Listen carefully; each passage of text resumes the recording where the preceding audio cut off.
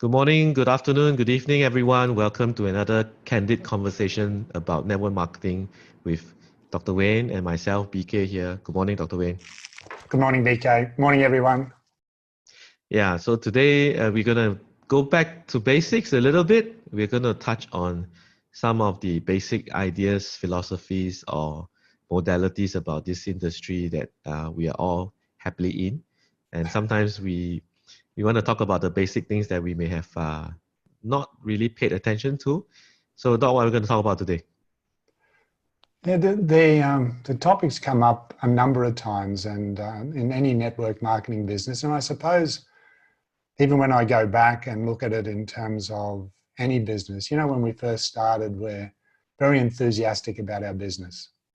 So I think even if you see a really good movie, you're really enthusiastic about that movie. Or if you go to a restaurant, you're really enthusiastic about that restaurant that you just had that has been absolutely sensational. And when we have friends around, it's easy to communicate that side of what's just happened to us because we're friends and because it's a neutral topic.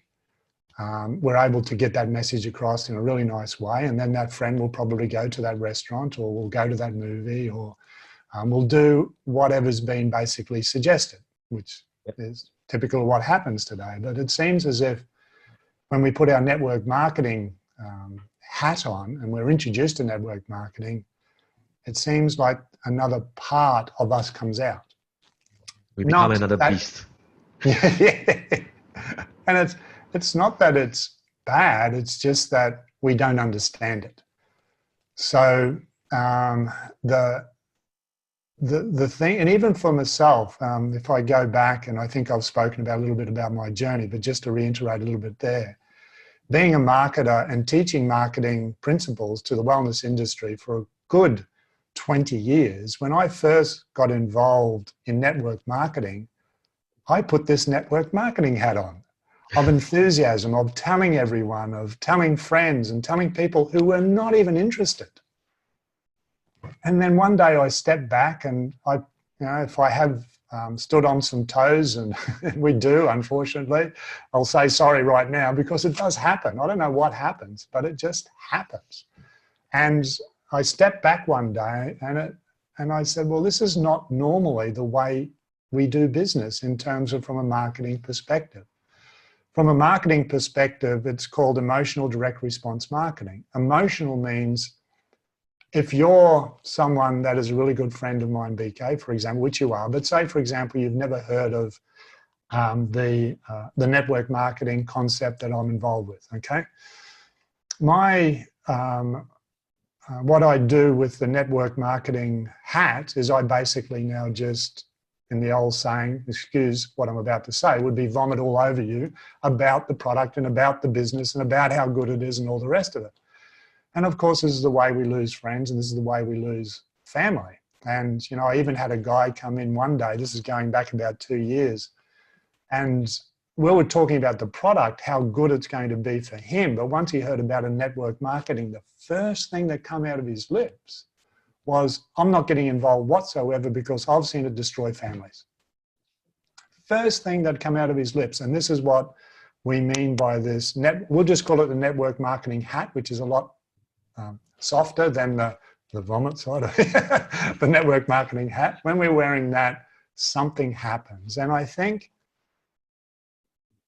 the most important thing about when you're talking to someone who is a friend, a good friend, or even someone you don't know, is just talking to them in a context that allows you to find more about them, what they're doing. The more we can turn the conversation around to them, the more the conversation now basically comes back to, if it's one-on-one with a friend, is friendship.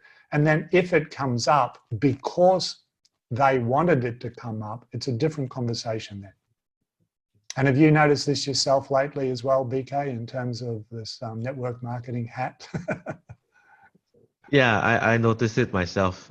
Sometimes I put on that hat, and then I have to remind myself that this is network marketing, you are still human, and we should just approach the way we do things as we conduct this business. It is a business, as a perfectly decent human being. Yeah. Right? We do not have to shove it down somebody's throat if they're not, like, for example, like what you said just now. If you told a friend about a movie and how great it is and how much you enjoyed it, and if the friend said, no, I'm not going to watch it, I'm not interested, you're not going to feel upset about it. You're not going to say, you have to watch it, this is the best thing, this is the best thing you've ever seen.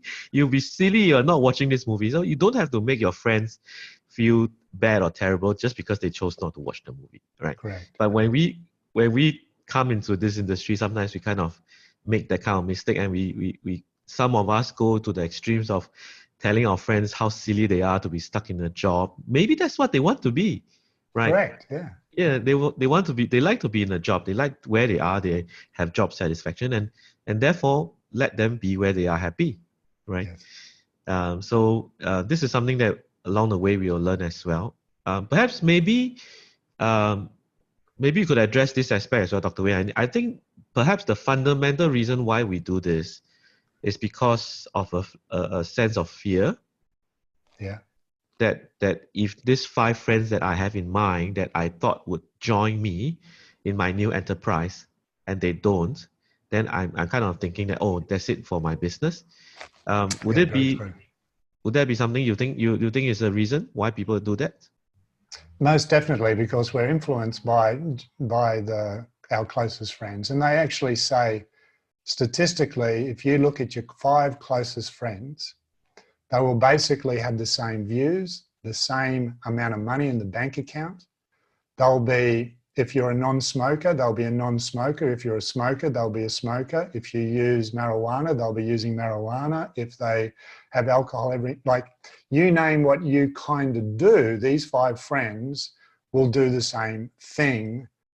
And the challenge now is that, say, for example, your JOB or you're even self-employed, and say you're making a nice living of, say, $100,000 a year, for example, okay? Remembering your friends are going to have that same amount of money approximately. And what's going to happen now is, because we're influenced by them, we have this feeling that maybe we can influence them. But as you said, a lot of them might, and there's a number of them, may be quite happy never getting out of a job because they're not entrepreneurial. And you might be the only one out of that 5 that is entrepreneurial. And I call these now my pods of friends. So I might have a pod of friends that go back to my school days, and there are my pod of friends. And then I have another pod of friends that I may have made in my touch football or squash, or then I have my pod of friends that now are entrepreneurs. And the pod of friends are a part of my growth. It's not that I leave them behind, it's a part of my growth. But what happens, getting back to what you're saying, is that because our pot of friends are so influential over what we do, if we feel we can't get them on board, we feel like a failure because we're so attached to their reality.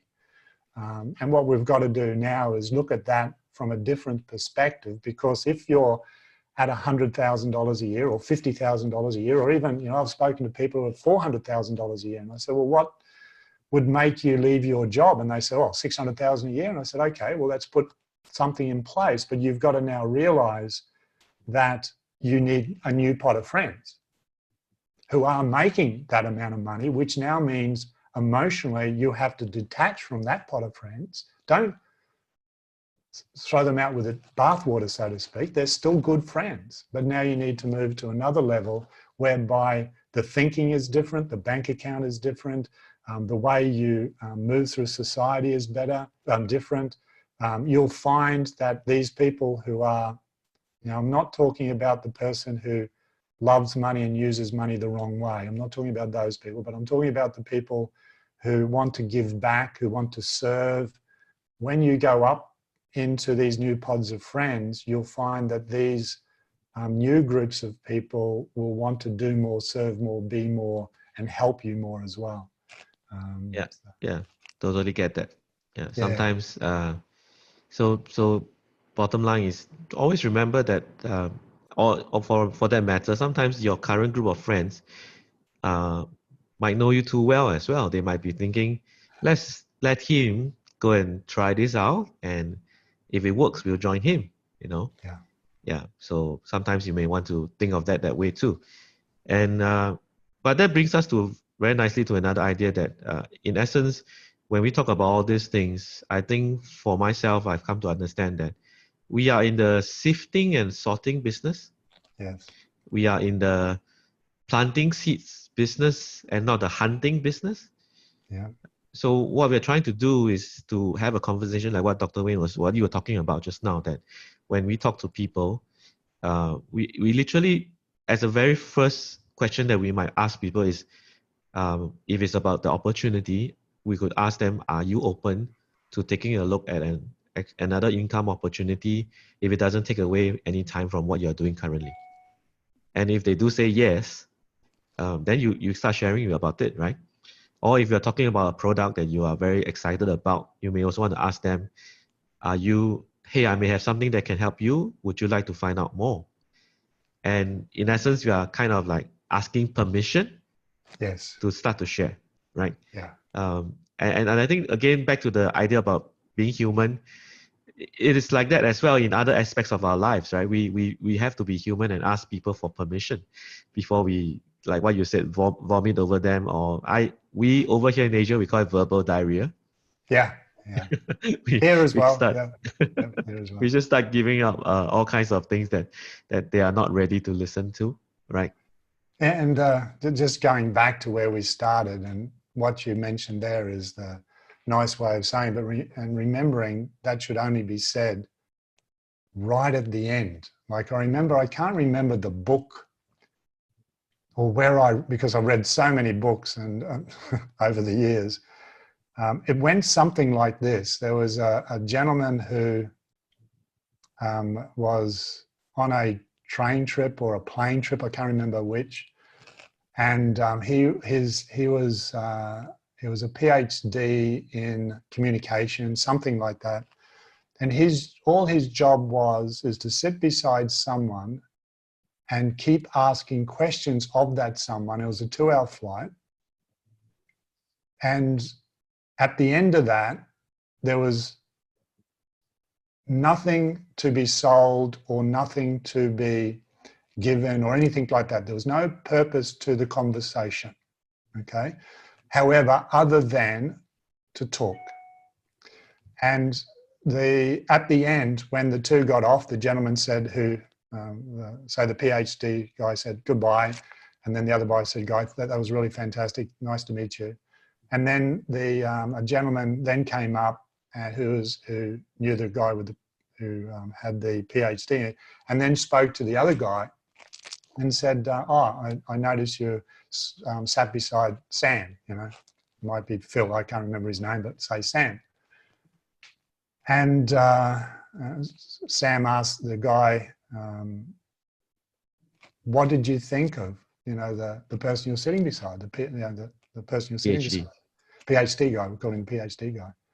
And he said, absolutely incredible guy, so nice and so kind. It was just unbelievable. I learned, learned so much. It was just unbelievable. And the other guy then asked, so what was his name? I said, not sure. Where does he work? Good question. Do you know if he's married? No, I don't know if he's married.